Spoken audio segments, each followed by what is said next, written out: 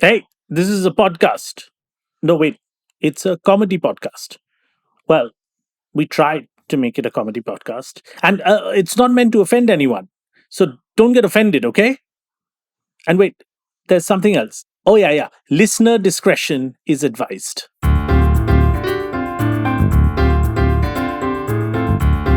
Audiomatic presents Our Last Week.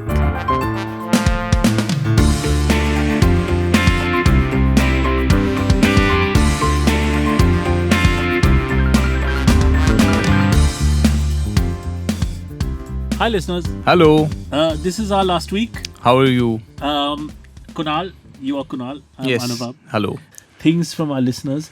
So, Kiran is the name. One of my cousins recently graduated as a sports physiotherapist and called me for some career advice. I have some experience in physiotherapy. After sharing some gyan with her, she seemed dissatisfied with my response. Then I asked her, what does she really want to do in life? She said she wants to be part of a 30 under 30 list. I asked her which list. She said any 30 under 30 list. What advice can I give her? We produce a lot of achievers lists. 40 under 40. You have to achieve But under 40. under 40. There's 25 under 25. Tell our listeners the one you want. I want the 85 under 85 list.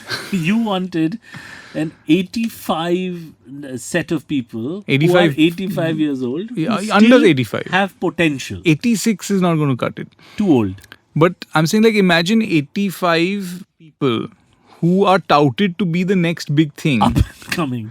Up and coming, or, whatever it is, On the verge of. on the verge of, or have finally made a mark. Yeah. You know? Typically, these lists are people on the precipice of success. Or death. Or death. Or death. In the case of 85, they already are on the edge of death. Yeah.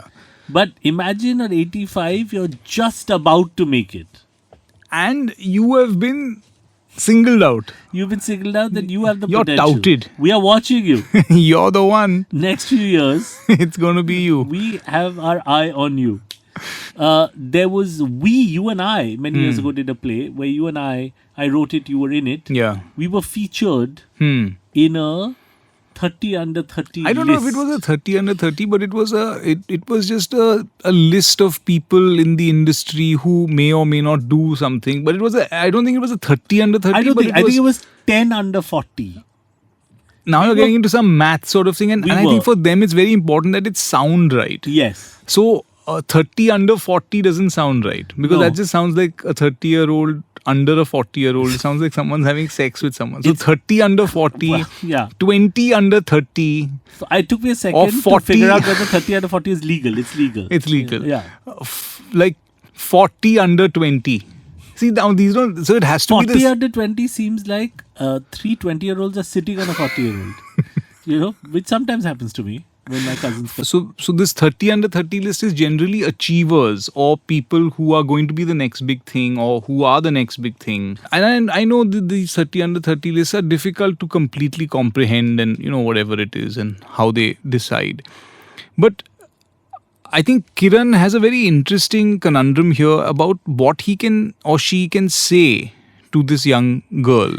And also, the young person is very symptomatic of where India is right now. Is which it just- I want to be in that box. I want to be Styled part of. by a stylist. I want to be styled by a stylist. I want to be on a list that's saying Yeah. that I am going to be something Yeah. or that I am something.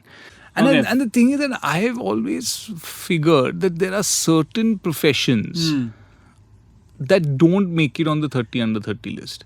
Yeah. You It's said this. Yeah, it's very difficult to be Pest control, for example. pest control, someone who's into just door handle manufacture, Yeah. light switches, fittings, bathroom fittings. Yeah. I'm not talking about design. I'm just talking about, like, I'm a businessman. I've just started selling bathroom fittings. Top funeral venue coordinator. Coordinator, and I'm saying, event like Up and coming funeral venue coordinator. Difficult. Yeah. So physiotherapy, is something that I think is very difficult to make it on a 30, because being a doctor, your credibility comes post your 40s. Yeah. Like like no one says like, this up and coming doctor. Yeah. He's a 25-year-old. You haven't solved enough people's problems. I don't want to By go the to a time you're 12-year-old physiotherapist. Yeah, like oh, he's great. He's fantastic. He's just got this intuition with physiotherapy. He's 9. He's Yeah. So You don't want to do I'm not that. going to give him, like, I won't say he's like the 15 under 15. He's the up and coming. Yeah.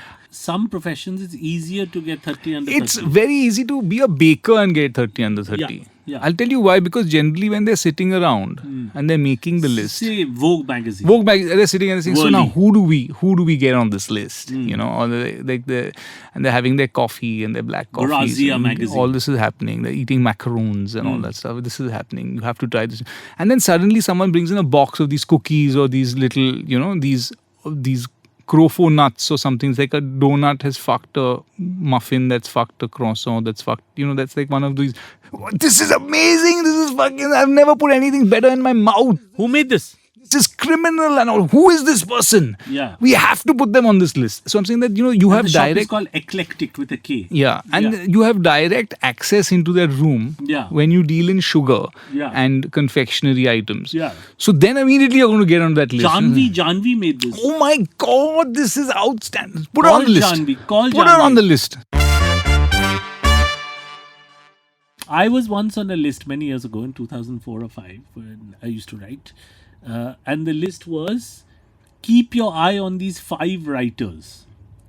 And it said, and there was the writer Annie Zedi, it was for Hindustan Times, she was on the list. And it said the somber one. And they pictured her, this photo of her, just looking very, very somber. But they made her stare at a light. So now if she wants to write comedy and Impossible. So she had to stare into a light and looking somber. And it said the somber one. Now forever, it was 5 writers. So Yeah. she's the somber one because she's staring at a lamp right. like a mentally unwell person. My one said the crazy one. So the photo, I don't know why you're laughing. The photo had to have me doing something crazy. So what the photographer, I'll never forget, Aanchal was her name. She said, "Sir, can you jump on your bed?" Okay. And I was in a rented accommodation. And And then you have to call your landlord to say, so, is it... is it okay? I'm trying to make a 30 I'm just under doing 30 a list. small, making a list. Yeah. I just need to jump a little bit on this bed. Yeah. Can I do it? And knowing Bombay landlords, it's what time? I will inform the neighbors. Yeah, what time? Now you want to jump? Okay. Just WhatsApp me. Hmm. It's the time of the jumping. And I'll do, because they don't listen. In Bombay, nobody's Yeah. listening. So the photo she took was, she first said, I need your bed unkempt because you're the crazy one. You're mad. So I called the maid and I said, ye bed ko sab ulta pulta kar do. And the maid said, mujhe jana hai. I don't have time for this shit. This is not in my thing. My thing is to make your bed. Not to mess it up. I said, no, please mess it up. So then she left. So then the photographer herself messed it up. Then she made me jump. And while she jumped, the cook came into the room. And in the photo, Aanchal liked the photo. She took many photos of me on my own. But the one she liked is my cook looking up at me jumping on my bed with my legs in the air on an unkempt bed. That photo came out in the Hindustan Times. Okay. But the really hard thing is there was no caption at the bottom. So you don't know if I am the writer or my maid is the writer. And I'm just a crazy person jumping next to her. Next to her bed.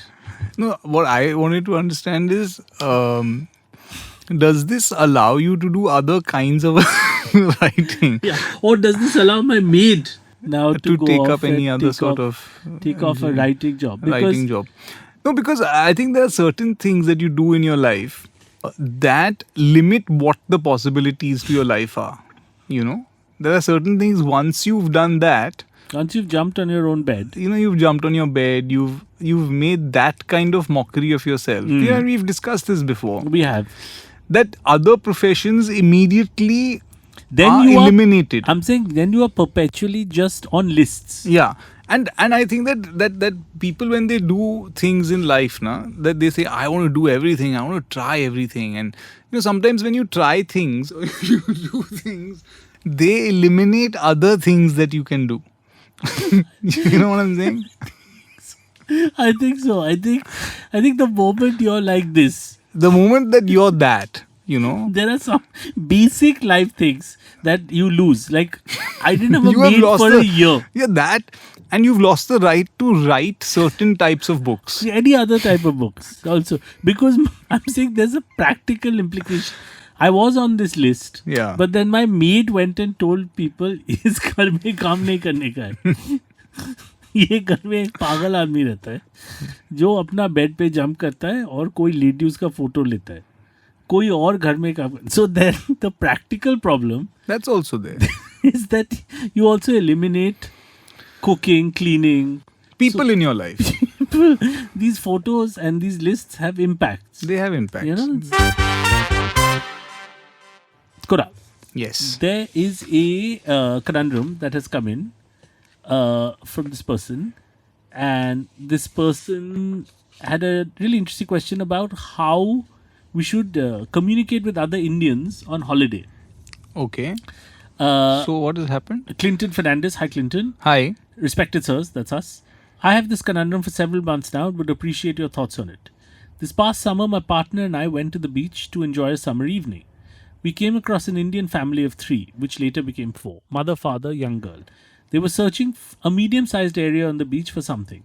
When their search brought them near us, we asked what they were searching for and learned that the girl had been here earlier in the day and had lost her dental appliance. We told them we would keep an eye out. The search went on for 3 hours. They kept searching the same area through the sand. The girl's grandmother, 4th person who joined the search, spelling off one to take a break and continuing along like this.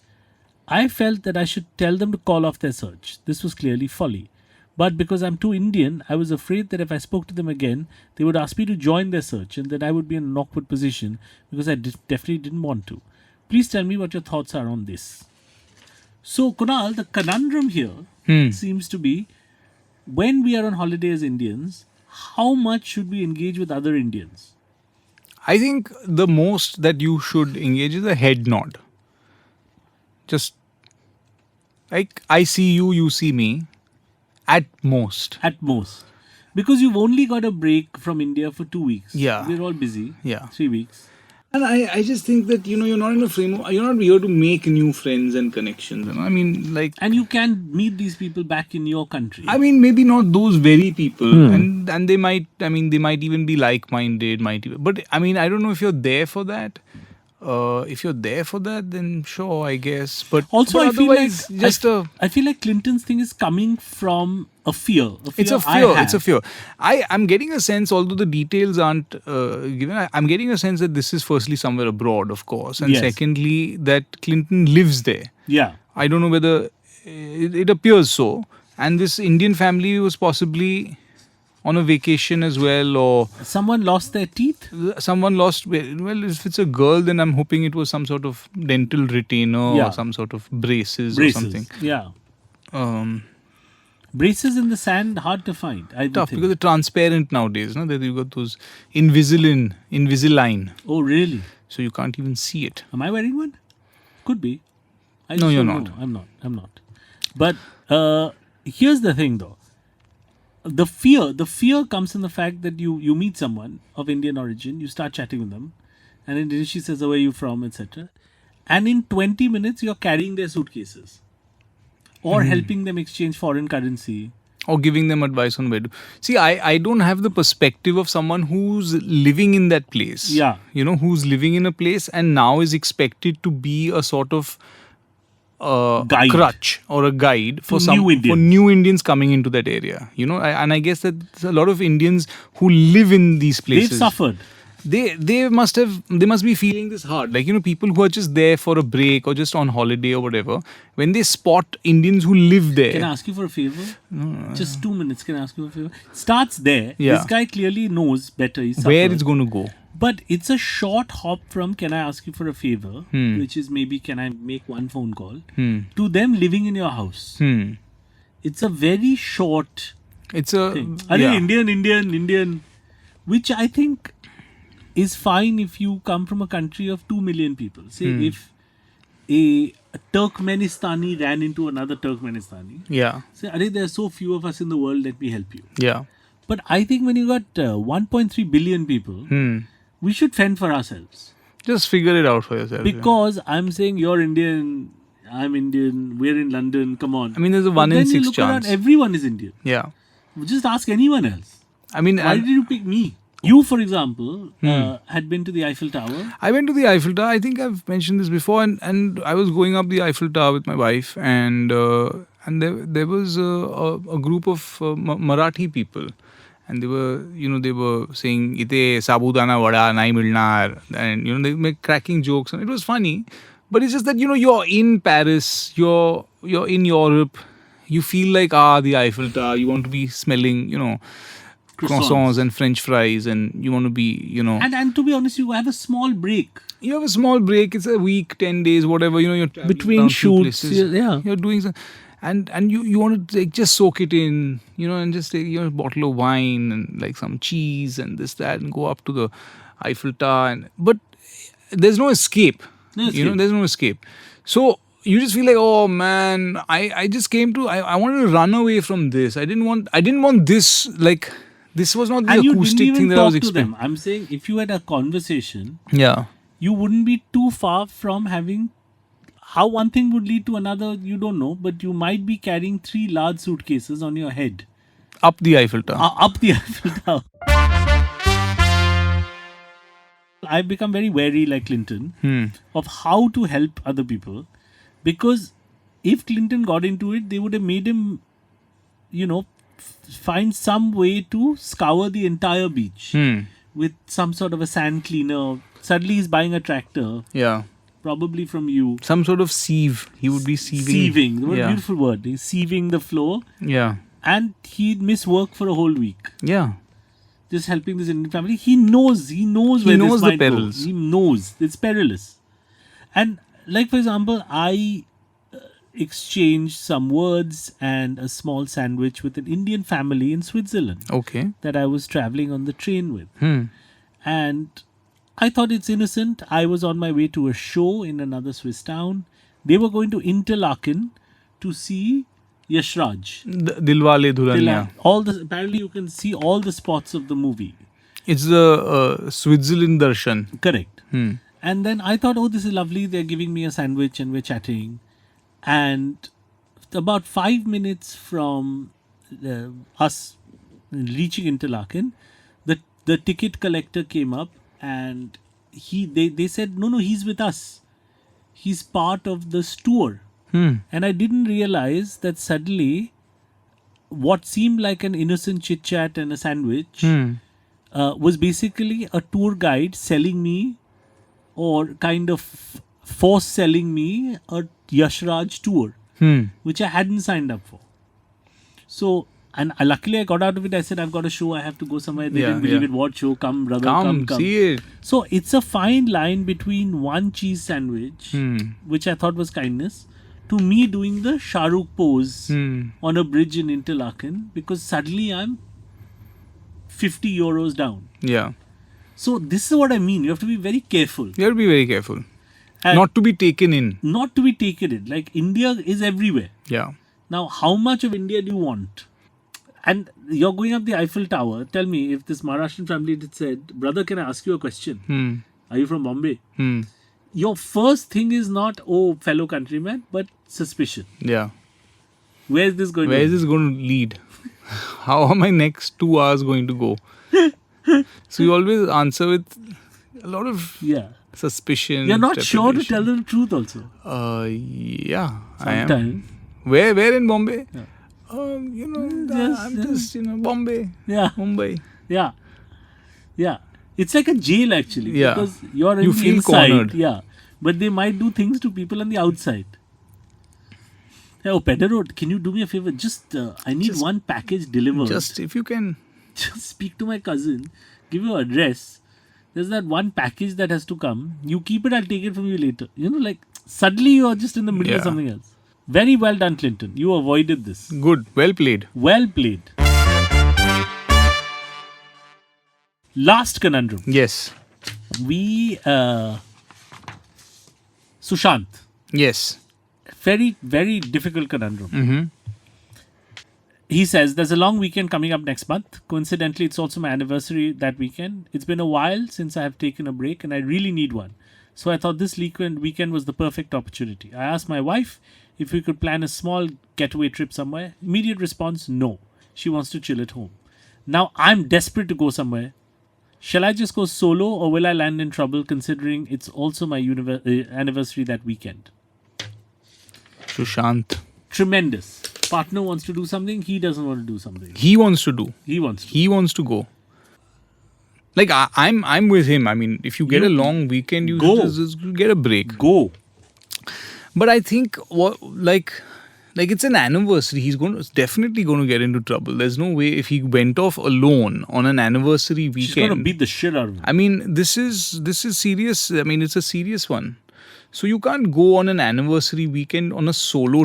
But I can see her point of view also, which is, if they're both working, they're like, we got a weekend, it's raining outside, just stay in, we'll watch season 1 of... But he wants to go out, he Game wants of to Thrones. see things, wants to be outdoors, wants to do something, go to a lovely place, lovely hotel, get good breakfast, massage. But you had pointed something out, which is the best present he can give her is to leave her alone.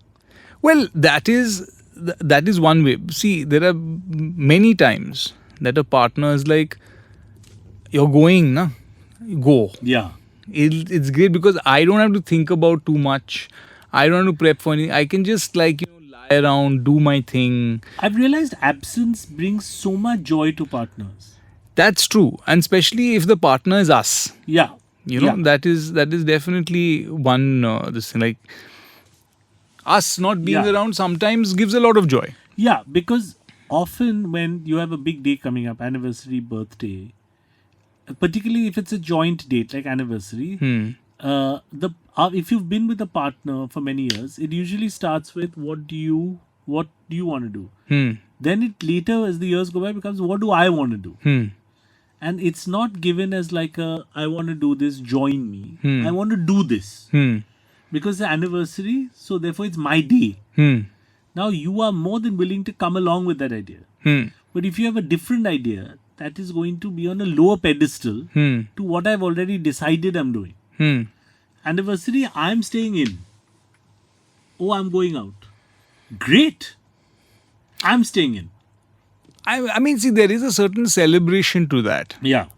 I think it would be quite an evolved sort of way to look at it. Is that I'm celebrating my anniversary in the best way. By giving you freedom. By giving you freedom. From me. From me. Yeah. So that is one way to celebrate. Yeah. The celebration is that we are so comfortable in our own spaces that we're rejoicing our own spaces on this anniversary. If this is truly a special day of us together, we should spend it alone. Yes. That's one option. The other option, I think, is to take your partner along, right? And essentially have them be miserable. So I'm saying do both. And both be miserable. Both be miserable. I think that's one option. That is definitely one option. Because she's like, then let's do this over 2 days. One day we'll travel where I'll make you miserable. And you'll hate me forever.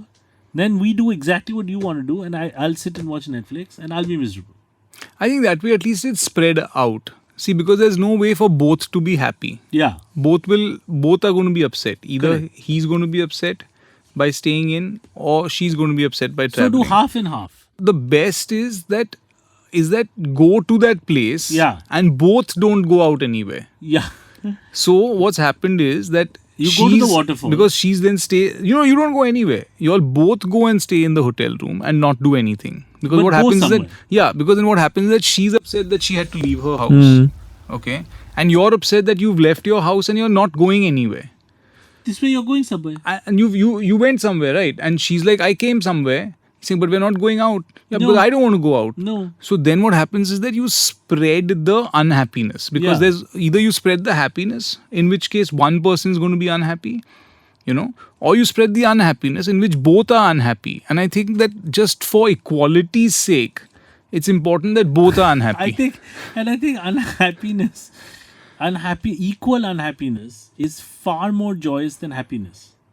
Then one-sided happiness. Yeah, because happiness is a lot like sort of, like meeting another Indian family on holiday. It has the potential to become unhappy. Yeah. Because unhappiness only has upside. You can then be happy. It's been a miserable day. It's been the fucking worst day. Worst But day. At least we have each other. We'll have each other.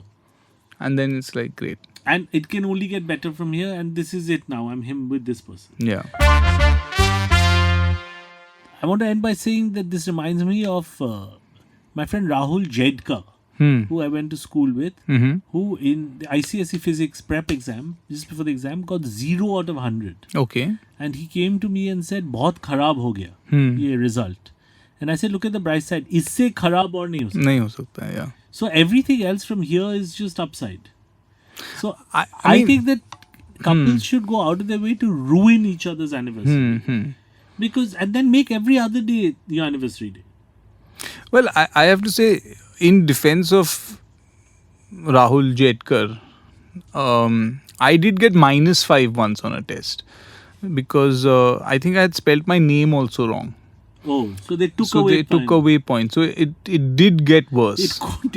It can. So people say it can't get worse than this. Like the worst thing is that I was giving the exam, I got 0, and then I poked my eye with a pencil. So then that's worse. Then you get 0 and you go blind. Blind also. Yeah, you lose a thumb. Yeah. It can get worse. No, now I didn't know. I was 17 at the time. I Yeah. told him, every other thing in life will be better. Yeah, that's true. But that's true in some way. But then you realize that usually life gets worse. Worse. It's When always. you've done something worse, it'll be much worse. It's all downhill from birth, I think. I think that was your best day. Yeah. When you come out into the world, Yeah. like, I'm here, guys. Oh, you're fucked. That's just that moment. After Yeah. that, every day it's just worse, it's a nightmare.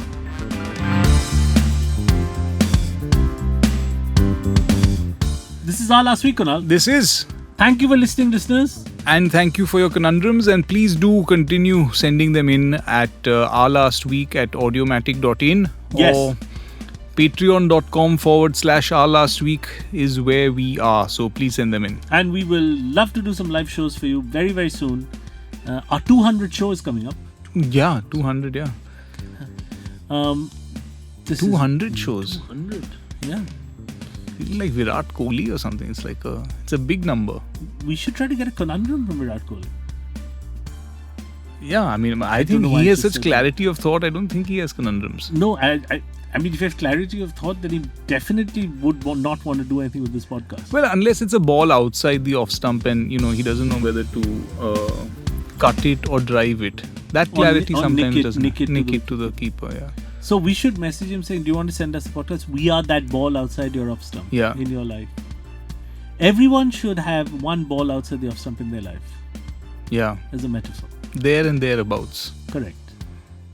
Anyway. Bye. Bye.